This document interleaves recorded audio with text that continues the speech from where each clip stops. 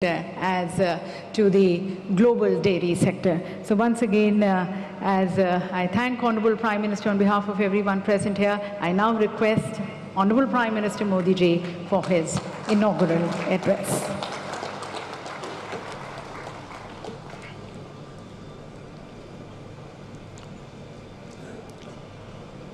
उत्तर प्रदेश के लोकप्रिय मुख्यमंत्री योगी आदित्यनाथ जी, केंद्रीय मंत्रिमंडल में मेरे सहयोगी श्री पुरुषोत्तम रूपाला जी, अन्य मंत्रीगण, सांसदगण,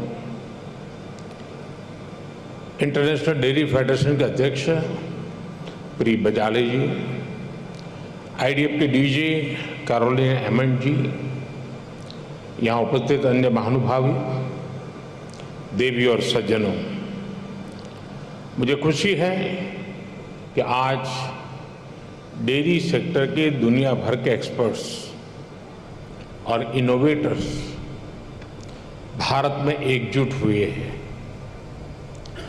मैं वर्ल्ड डेयरी समिट में अलग अलग देशों में, अलग अलग देशों से आए हुए सभी महानुभावों का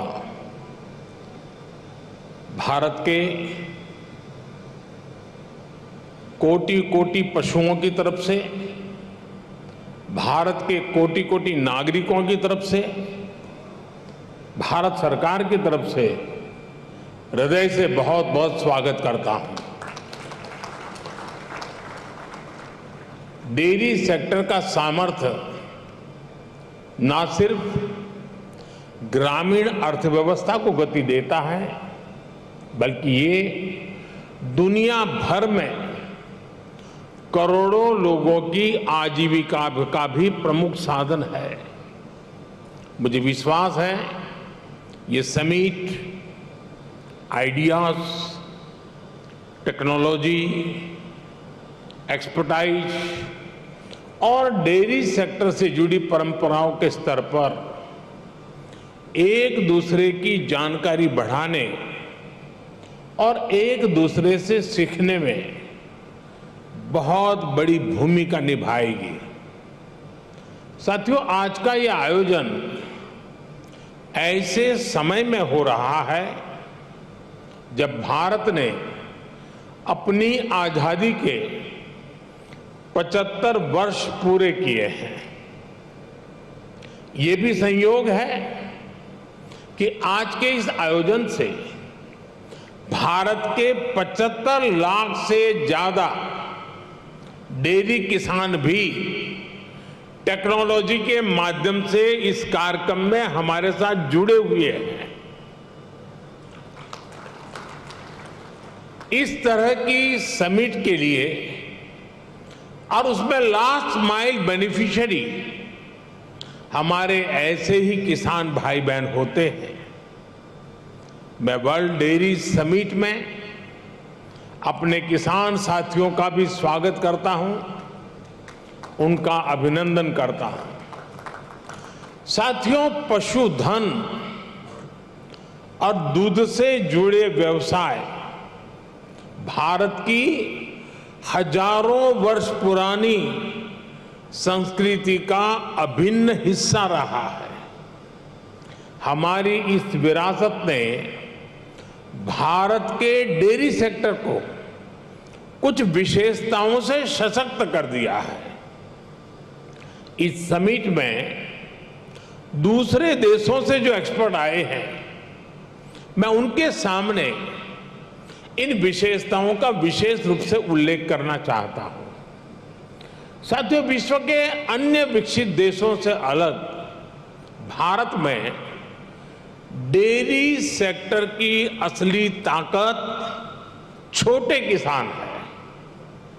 भारत के डेयरी सेक्टर की पहचान मास प्रोडक्शन से ज्यादा प्रोडक्शन बाय मासिस की है। भारत में डेयरी सेक्टर से जुड़े अधिकांश किसानों के पास या तो एक पशु है, 2 है या 3 पशु है।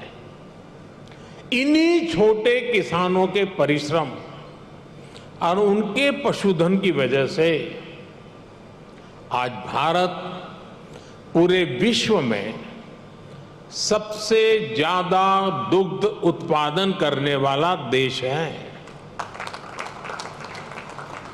आज भारत के 8 करोड़ से ज्यादा परिवारों को ये सेक्टर रोजगार मुहैया कराता है।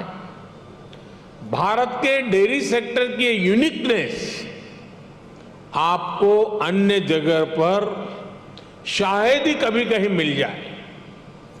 आज वर्ल्ड डेयरी समिट में इसका जिक्र मैं इसलिए भी कर रहा हूं क्योंकि विश्व के अनेक गरीब देशों के किसानों के लिए ये एक बेहतरीन बिजनेस मॉडल बन सकता है। साथियों, भारत के डेयरी सेक्टर की इस खासियत को एक और यूनिकनेस से जबरदस्त सपोर्ट मिलता है। हमारे डेयरी सेक्टर की दूसरी विशेषता है भारत का डेयरी कोऑपरेटिव सिस्टम। आज भारत में डेयरी कोऑपरेटिव का एक ऐसा विशाल नेटवर्क है जिसकी मिसाल पूरी दुनिया में मिलना मुश्किल है। ये डेयरी कोऑपरेटिव्स देश के 2 लाख से ज्यादा गांवों में करीब करीब 2 करोड़ किसानों से दिन में 2 बार दूध जमा करती हैं और उसे ग्राहकों तक पहुंचाती है। इस पूरी प्रक्रिया में बीच में कोई भी मिडलमैन नहीं होता और ग्राहकों से जो पैसा मिलता है उसका 70% से ज्यादा सीधा किसानों के जेब में ही जाता है। इतना ही नहीं, अगर मैं गुजरात राज्य की बात करूं तो ये सारे पैसे सीधे महिलाओं के बैंक अकाउंट में जाते हैं। पूरे विश्व में इतना ज्यादा रेशियो किसी और देश में नहीं है। अब तो भारत में हो रही डिजिटल क्रांति की वजह से डेयरी सेक्टर में ज्यादातर लेन देन बहुत तेजी गति से होने लगी है। मैं समझता हूं भारत की डेयरी कोऑपरेटिव्स की स्टडी, उनके बारे में जानकारी, डेयरी सेक्टर में डेवलप किया गया डिजिटल पेमेंट सिस्टम दुनिया के बहुत से देशों के किसानों के बहुत काम आ सकता है। इसलिए भारत के डेयरी सेक्टर की एक और बड़ी ताकत है, एक और यूनिकनेस है हमारी इंडिजिनस स्पीशीज। भारत के पास गायों की, भैंसों की जो स्थानीय ब्रीड है वो कठिन से कठिन मौसम में भी सरवाइव करने के लिए जानी जाती है। मैं आपको गुजरात की बन्नी भैंस का उदाहरण देना चाहूंगा। ये बन्नी भैंस कच्छ के रेगिस्तान और वहां की परिस्थितियों से ऐसी घुल मिल गई है कि देखकर कई बार हैरानी होती है। दिन में बहुत ही भयंकर धूप होती है, बहुत गर्मी होती है, कड़क धूप होती है। इसलिए ये बन्नी भैंस रात के कम तापमान में घास चरने के लिए निकलती है। विदेश से आए हमारे साथी ये जानकर के भी चौंक जाएंगे कि उस समय बन्नी भैंस के साथ कोई उसका पालक, उसका किसान उसके साथ नहीं होता है। वो गांव के पास बने चारगांव में खुद ही जाती है। रेगिस्तान में पानी कम होता है, इसलिए बहुत कम पानी में भी बन्नी भैंस का काम चल जाता है। बन्नी भैंस रात में 10-10, 15-15 किलोमीटर दूर जाकर घास चरने के बाद भी सुबह अपने आप खुद घर चली आती है। ऐसा बहुत कम सुनने में आता है कि किसी की बन्नी भैंस खो गई हो या गलत घर में चली गई हो। मैंने आपको सिर्फ बन्नी भैंस का ही उदाहरण दिया है, लेकिन भारत में मुरा, मेसाना, जाफराबादी, नीली रवि, पंढरपुरी जैसी अनेक जात नस्लें भैंस की आज भी अपने अपने तरीके से विकसित हो रही है। इसी तरह गाय हो, उसमें गीर गाय, सहीवाल, राठी, कांकरेज, थारपारकर, हरियाणा, ऐसी ही कितनी गाय की नस्लें हैं जो भारत के डेयरी सेक्टर को यूनिक बनाती हैं। भारतीय नस्ल के ये ज्यादातर पशु क्लाइमेट कंफर्टेबल भी होते हैं और उतने ही एडजस्टिंग भी। साथियों, अभी तक मैंने आपको भारत के डेयरी सेक्टर की 3 यूनिकनेस बताई है जो इसकी पहचान है। छोटे किसानों की शक्ति, कोऑपरेटिव की शक्ति और भारतीय नस्ले पशुओं की शक्ति मिलकर एक अलग ही ताकत बनती है। लेकिन भारत के डेयरी सेक्टर की एक चौथी यूनिकनेस भी है जिसकी उतनी चर्चा नहीं हो पाती, जिसको उतना रिकग्निशन नहीं मिल पाता। विदेश से आए हमारे मेहमान संभवतः ये जानकर के हैरान हो जाएंगे कि भारत के डेयरी सेक्टर में विमेन पावर 70% वर्कफोर्स का प्रतिनिधित्व करती है। भारत के डेयरी सेक्टर की असली कर्णधार विमेन्स हैं, महिलाएं हैं। इतना ही नहीं, भारत के डेयरी कोऑपरेटिव्स में भी 1/3 से ज्यादा सदस्य महिलाएं ही हैं। आप अंदाजा लगा सकते हैं, भारत में जो डेयरी सेक्टर 8.5 लाख करोड़ रुपए का है, जिसकी वैल्यू धान और गेहूं के कुल प्रोडक्शन से भी ज्यादा है, उसकी ड्राइविंग फोर्स भारत के ग्रामीण क्षेत्र में रहने वाली महिलाएं हैं, हमारी माताएं हैं, हमारी बेटियां हैं। मैं वर्ल्ड डेयरी समिट से जुड़ी सभी महानुभावों से भारत की नारी शक्ति की इस भूमिका को रिकॉग्नाइज करने, इसे विभिन्न वर्ल्ड प्लेटफॉर्म्स पर ले जाने का भी मैं आग्रह करूंगा। साथियों, 2014 के बाद से हमारी सरकार ने भारत के डेयरी सेक्टर के सामर्थ्य को बढ़ाने के लिए निरंतर काम किया है। आज इसका परिणाम मिल्क प्रोडक्शन से लेकर किसानों की बड़ी आय में भी नजर आ रहा है। 2014 में भारत में 146 मिलियन टन दूध का उत्पादन होता था। अब ये बढ़कर 210 मिलियन टन तक पहुंच गया है, यानी करीब करीब 44% की वृद्धि। आज पूरे विश्व में मिल्क प्रोडक्शन 2% की रफ्तार से बढ़ रहा है, जबकि भारत में इसकी रफ्तार 6% से भी ज्यादा है। भारत में दूध की पर कैपिटा अवेलेबिलिटी पूरे विश्व के औसत से कहीं ज्यादा है। बीते 3-4 वर्षों में ही भारत के छोटे किसानों ने बैंक खातों में हमारी सरकार ने करीब 2 लाख करोड़ रुपए सीधे ट्रांसफर किए हैं। इसका बहुत बड़ा हिस्सा डेयरी सेक्टर से जुड़े किसानों के खातों में भी आया है।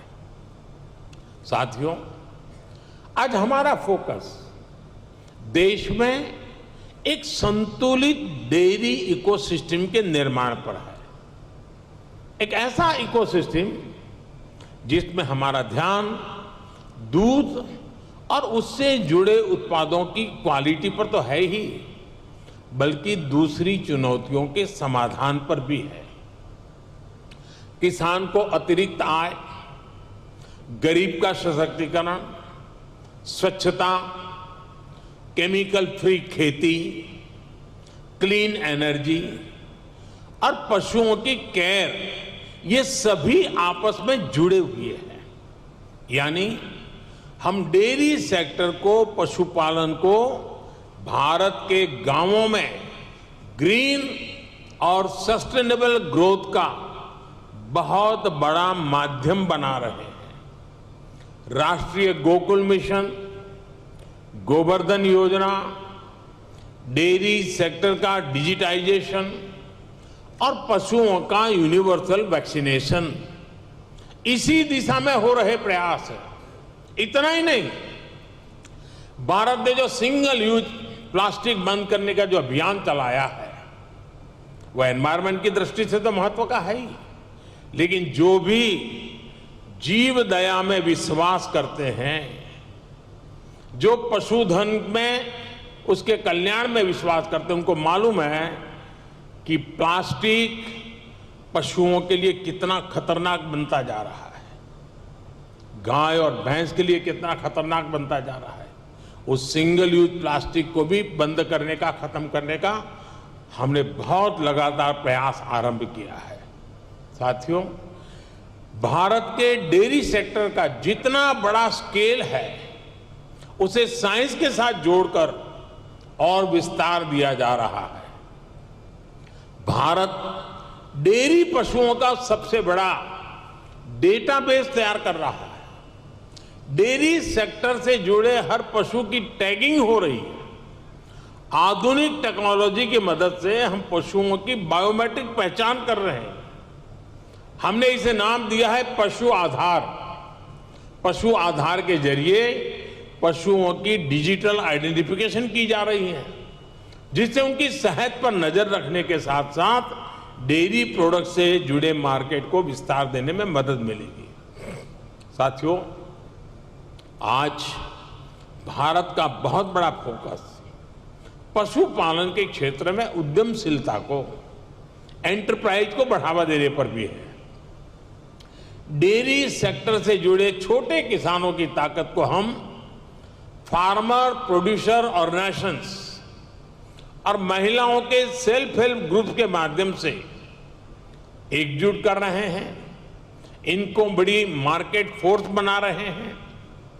अपने युवा टैलेंट का उपयोग हम एग्रीकल्चर और डेयरी सेक्टर्स में स्टार्टअप्स के निर्माण में भी कर रहे हैं। आपको ये जानकर भी अच्छा लगेगा कि भारत में बीते 5-6 साल में एग्रीकल्चर और डेयरी सेक्टर में 1000 से अधिक स्टार्टअप्स बने हैं। साथियों, भारत किस तरह अनोखे प्रयास कर रहा है, उसका एक उदाहरण गोवर्धन योजना भी है। अभी हमारे रूपाला जी ने गोबर का इकोनॉमी में बढ़ता महत्व का वर्णन किया था। आज भारत में पशुओं के गोबर से बायोगैस और बायो सीएनजी बनाने का एक बहुत बड़ा अभियान चल रहा है। हमारी कोशिश है कि डेयरी प्लांट्स अपनी जरूरत की अधिकतर बिजली गोबर से ही पूरी करें।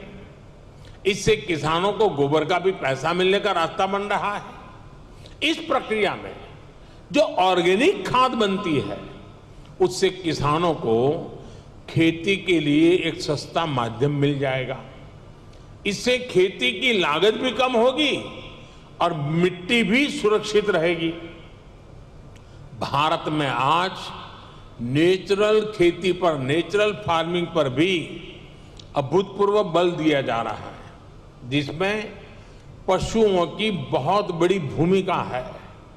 साथियों, मैं अक्सर कहता हूं कि खेती में मोनोकल्चर ही समाधान नहीं है, बल्कि विविधता बहुत आवश्यकता है। ये पशुपालन पर भी लागू होता है। इसलिए आज भारत में देसी नस्लों और हाइब्रिड नस्लों दोनों पर ध्यान दिया जा रहा है। इससे जलवायु परिवर्तन से होने वाले नुकसान की आशंकाओं को भी कम किया जा सकेगा। साथियों, एक और बड़ा संकट पशुओं को होने वाली बीमारियों का है।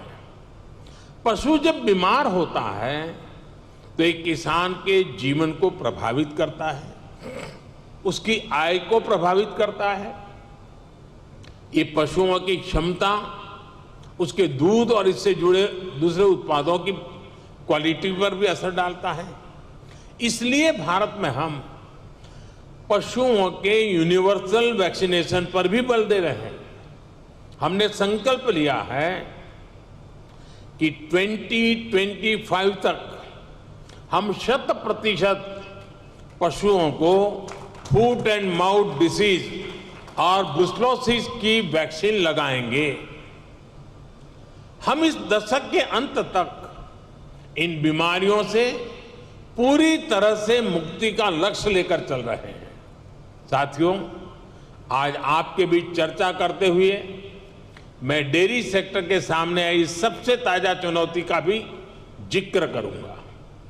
पिछले कुछ समय में भारत के अनेक राज्यों में लंपी नाम की बीमारी से पशुधन की क्षति हुई है। विभिन्न राज्य सरकारों के साथ मिलकर केंद्र सरकार इसे कंट्रोल करने की पुरजोश कोशिश कर रही है। हमारे वैज्ञानिकों ने लंपी स्किन डिसीज की स्वदेशी वैक्सीन भी तैयार कर ली है।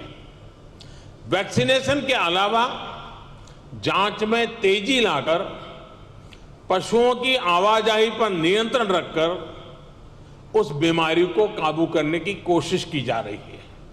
साथियों, पशुओं का वैक्सीनेशन हो या फिर दूसरी टेक्नोलॉजी, भारत पूरी दुनिया के डेयरी सेक्टर में कंट्रीब्यूट करने के लिए और सभी साथी देशों से सीखने के लिए हमेशा तत्पर रहा है। भारत ने अपने फूड सेफ्टी स्टैंडर्ड्स पर भी बहुत तेजी से काम किया है। आज भारत लाइव स्टॉक सेक्टर के लिए एक ऐसे डिजिटल सिस्टम पर काम कर रहा है जो इस सेक्टर की एंड टू एंड एक्टिविटीज को कैप्चर करेगा। इससे इस सेक्टर में सुधार के लिए जरूरी सटीक जानकारी मिल पाएगी। ऐसी ही अनेक टेक्नोलॉजी को लेकर जो काम दुनिया भर में हो रहे हैं, उसको ये समिट अपने सामने रखेगी। इससे जुड़ी एक्सपर्टाइज को हम कैसे शेयर कर सकते हैं, इसके रास्ते सुझाएगी। मैं डेयरी इंडस्ट्री के ग्लोबल लीडर्स को भारत में डेयरी सेक्टर को सशक्त करने के अभियान में शामिल होने के लिए आमंत्रित करता हूं। मैं इंटरनेशनल डेयरी फेडरेशन की भी उनके बेहतरीन काम और योगदान के लिए प्रशंसा करता हूं। आप सभी का, जो विदेश से आए हुए मेहमान का, मैं फिर से स्वागत करता हूं, उनका अभिनंदन करता हूं। और मैं एक लंबे अरसे के बाद, करीब 5 दशक के बाद भारत को आप सबका स्वागत करने का मौका मिला, आप सबके साथ विचार विमर्श करने का अवसर मिला और यहां से जो मंथन से अमृत निकलेगा, इस हमारे अमृत काल में देश के ग्रामीण जीवन के अर्थतंत्र को विकसित करने में, देश के पशुधन के सामर्थ्य को और मजबूत बनाने में और देश के गरीब से गरीब के सशक्तिकरण में भी बहुत बड़ा योगदान देगा। इसी अपेक्षा और आशा के साथ आप सबका बहुत बहुत आभार, बहुत बहुत शुभकामनाएं। धन्यवाद। Thank you, Honorable Prime Minister, sir, for your very inspiring and motivating address and guiding the entire global dairy industry. thanking the Honorable Prime Minister for sharing also his experiential views, which comes from his working also at the grassroots level. Ladies and gentlemen, the Honorable Prime Minister shared with us the various initiatives which are being taken by the Government of India towards developing a more sustainable ecosystem for the dairy sector. Also, as he shared his experiential views with us, he guided the entire industry. Look forward for greater collaborations with the other countries in incorporating our traditional wisdom with the